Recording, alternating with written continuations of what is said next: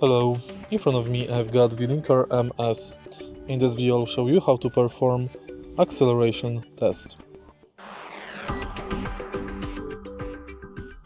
In the beginning, make sure that your OBD interface is connected to the car, and next go to car scanner. I'm using the car scanner because it has most functions unlocked for free.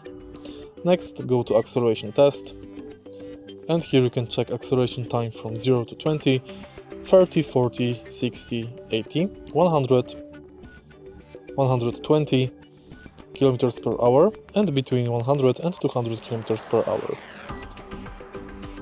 You can reset them by pressing these buttons next to the